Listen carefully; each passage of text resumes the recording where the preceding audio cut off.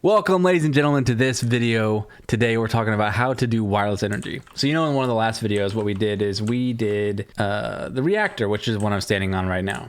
This reactor, though, it creates a lot of energy, but you need your energy in other places, like in other buildings all around, and it's not easy to do cables everywhere.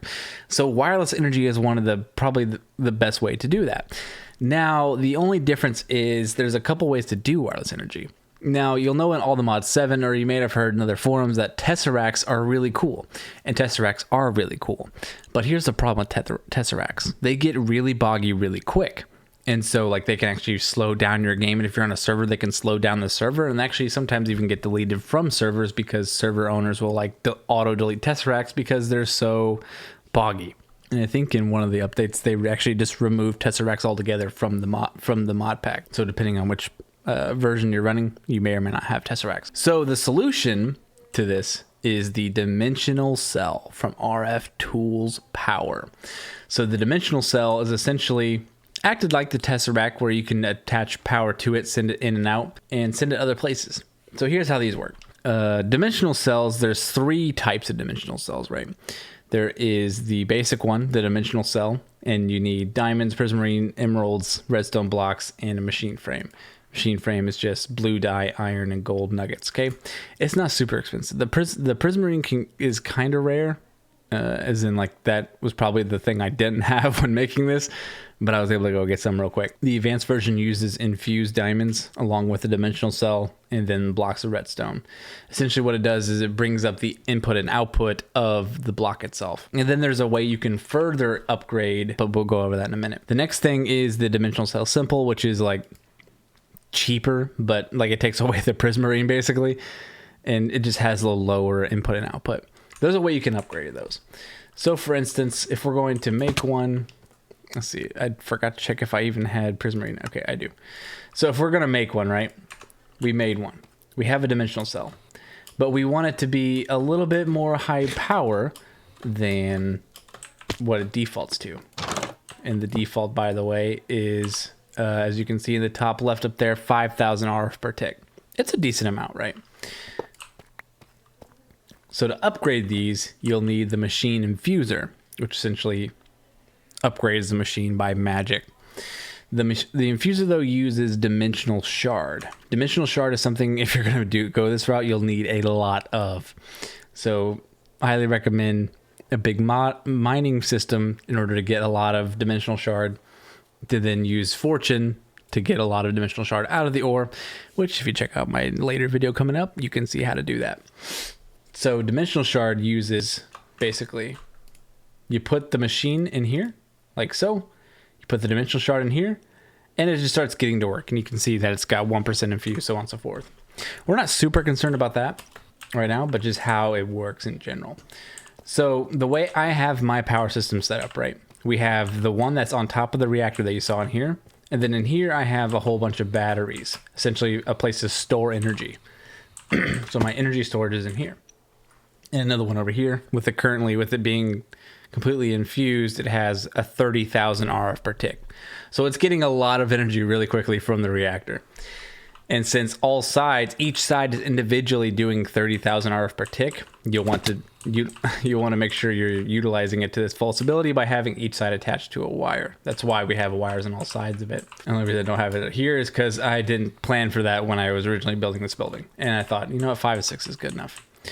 So then these all go into these batteries, each basically filling this battery up. Now, how are these two connected, right? How is this one connected to that one and not someone else in the server, which is where the power cell card comes into play. The power cell card is actually fairly cheap. To make it is pretty cheap as well. Gold nuggets, redstone dust, and paper. Literally, that's all you need. We'll make 2 of them just to show how this works. So if you have a setup like mine, basically you have your reactor and then it's sending its power somewhere to store the power. So if you want to make the link, what you'll do is you'll go to your initial one, so this guy right up here, and you'll place a card in here.